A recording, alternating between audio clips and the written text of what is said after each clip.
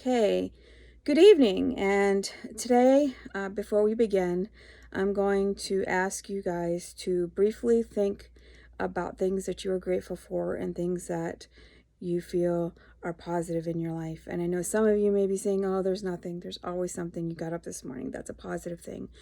When you think about positive things, you attract positive outcomes and positive things. So every day, I'm going to challenge you to think about at least 3 positive things that you're grateful for. And it could be from being able to move. I know that when I do my workout every morning in one of the videos, the person I choose to use is Shalene Johnson, and she always says to the group, listen, be grateful that you can move if you're able to move out there. Be grateful for anything, be able that you even wake up. So that's what I wanted to start the video with. What I want to talk about today is choosing a hospice care facility. And this topic touches my heart quite close because I had both my parents pass away within a year and a half. And I want to talk about, my family members taking care of both my parents and how that was a strain and what everybody had learned from this experience. So with that being said, we did a lot of research. My brother and my sister-in-law were great help in this area. And we put together a pretty detailed research kind of guide of how to pick a hospice facility. Now, in this video, it's going to be very brief. I'm going to briefly talk about a few aspects of choosing hospice and what the number one thing is. And I'm going to share that with you. But we're going to have this document. I may do another video actually doing it, but that's going to be later on available for you if you go to the website, or if you join the website, we can send something to you. But I first want to talk about the major thing in choosing. It is the number one thing with caregiver exhaustion. If you pick a not so great hospice facility or hospice care unit, you're going to run into a difficult time. And that being said, I'm going to share with you some of the experiences that I have heard and that I've shared with. I'm doing this video mainly because of what we lived through, and also a couple clients have called me and talked to me about it, and a couple close friends have also struggled with this. So the very first thing about caregiver exhaustion, and it's a very real thing, is choosing a hospice care center that is going to meet the needs of both your family member or loved one, and also the caregiver needs. When I was doing some talking and I was actually researching this, the main thing that I have learned is that many small hospice places do not have staff to cover emergencies. So let's just say, because it's state mandated that if a person is passing and they only have 1 or 2 nurses on, or they have the nurse that's on call to go sit with somebody, while they're passing away, the nurse cannot leave. The person cannot leave until the other person's passing. And if there's another one passing, you're kind of stuck and they can't come.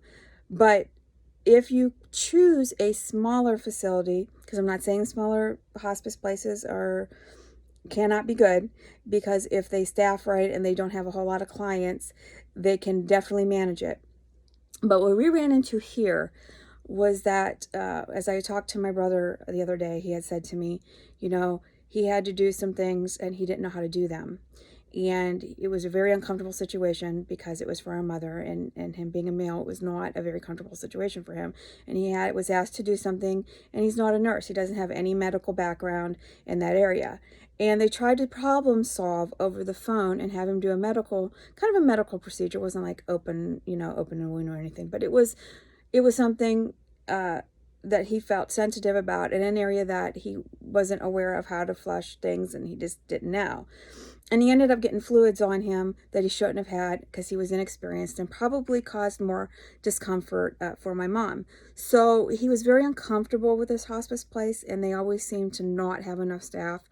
And so that created a huge amount of stress for him, on top of not being able to leave, because he said he felt like he didn't want to say like in prison, but he felt like a prisoner because he had this guilt. He needed to stay with our parents, and he needed to make sure that they were taken care of. And he did not feel like he had enough support from outside family members, and he began to become exhausted because he was now even doing the job of a hospice center because they were too busy or understaffed. So the biggest thing to choose is find a hospice care that has sufficient staff to cover your needs of your loved one. He also stated, and it was a very interesting thing, that when he talked to people, that many of the nurses and people that worked for the hospice centers would gravitate towards a certain hospice center, one that followed the ethical rules, one that really treated their patients and their staff with respect and dignity. And he said usually the word of mouth, if you get onto Facebook or you get into a group or you get into a support group, because there's support groups everywhere for people who are going through caregiver exhaustion.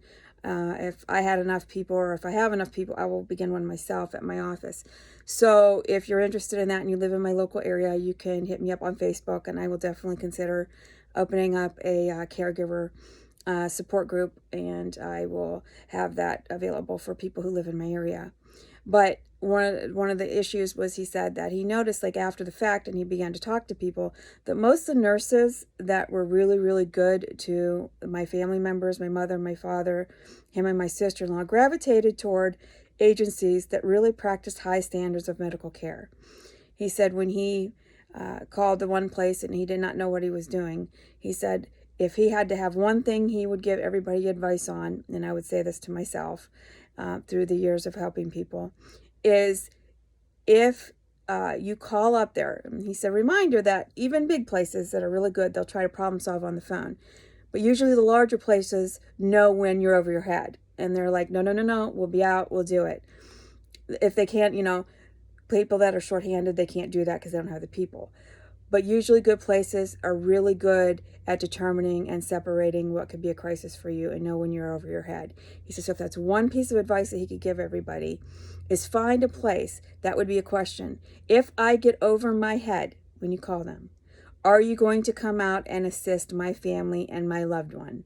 If I tell you on the phone, this is too much for me, are you going to come out and are you going to help myself and my family member? If they are uncertain or they don't answer that question to your effectiveness, then you know to move on to the next hospice care center. But he says that is so significantly important because the stress of being a caregiver and then having to do all those jobs and then do the hospice job as well of the nurses and the aides and the bath girls became just overwhelming for him. And so he wishes he would have done more research and picked a hospice care early on in the set of both my mother and father getting sick and done a little bit more research. So I'm going to try to take that out of the question for you because many of you that have done caregiving probably may have already experienced that or know that. But some of you who have not, when you get in, that's the very first thing that I'm advising you to do is be very picky and do a lot of research and ask questions at a hospice center. Again, if you are needing assistance, I have a document full of questions that you may ask and things that you need to get a high standard hospice place so your caregiver fatigue is going to be as significant and intense as it could be if you have a hospice center that fails you and your family member. So that being said, I'm going to cut short today, and I will visit the fact about relationships and growing in rejection and abandonment again sometimes this week, probably tomorrow or Thursday. And I wish you all a very good night. Walk in hope and never give up. Have a great evening.